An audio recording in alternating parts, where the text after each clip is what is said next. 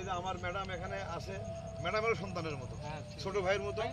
আমরা বিএনপি থেকে আসছি, আমরা সবাই বিএনপি করি। আপনাদের হাতে যে লিফলেট আছে, এই লিফলেট দেখেন উপরে দেখেন জিয়াউর রহমান, তারপরে দেখেন খালেদা জিয়া, তারপর তারেক রহমান, তারপর নিচে হলো মোশাররফ ভাই। দেখেন মোশাররফ ভাইয়ের মাথার উপরে একটা মার্কা আছে, দেখেন হলো ধানের শীষ, ঠিক আছে না?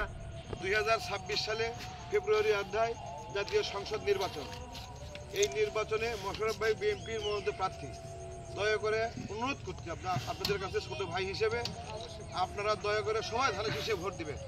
ধানের শীষে ভোট দিলে আপনার এই চুগাইপাড়ার নামুট, বোলগ্রাম, বেলঘরে, নন্দীগ্রাম পূর্বপাড়া, ফোকপাল, শীদল, উমরপুর, এই নন্দীগ্রাম পৌরসভা সহ 5টি ইউনিয়ন সহ এবং নন্দীগ্রাম কাহালু সহ ব্যাপক উন্নয়ন হবে।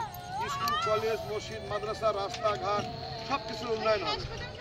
হ্যাঁ, আর ঘটনা আপনি ঠিক কথা বলছেন। আপনি ঠিক কথা বলছেন। তারেক রহমান কিন্তু এই হাসপাতাল উদ্বোধন করছে, 20 শয্যা হাসপাতাল। সেখানে আওয়ামী লীগ সরকার ক্ষমতায় থাকার কারণে এই হাসপাতালে কোনো কার্যক্রম নাই। বিএনপি যদি আল্লাহ ক্ষমতায় যাবেই, মোশাররফ ভাই যদি এমপি হয়, তাহলে সর্বোচ্চ এই হাসপাতাল আমাদের এমপি সাহেব মোশাররফ ভাই অলরেডি বলছে 100 বিশিষ্ট হাসপাতাল সেখানে গঠন হবে। আলহামদুলিল্লাহ। সেখানে ওষুধ থেকে আরম্ভ করে, স্যালাইন থেকে আরম্ভ করে, অপারেশন থেকে আরম্ভ করে সবকিছু ফ্রি হবে। তারপর ঠিক তো, আপনাকে ধন্যবাদ এই কথা স্মরণ করে দেওয়ার জন্য। তো আপনারা সবাই দোয়া করবেন, বিএনপি সরকার যদি গভর্নমেন্টে আসে, মোশাররফ ভাই এমপি হবে, তারেক যে প্রধানমন্ত্রী হবে গুজরাট, তারেক রহমান যদি প্রধানমন্ত্রী হয়, আর মোশাররফ ভাই যদি নন্দীগ্রাম যদি এমপি হয়, সবচাইতে উপকৃত হবে আমরা নন্দীগ্রামবাসী।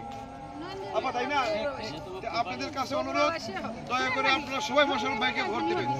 মোশাররফ ভাই ভালো মনের মানুষ, সাদা মনের মানুষ, সবাই ভোট, হাজি মানুষ, সবাই ভোট দেন। আলহামদুলিল্লাহ।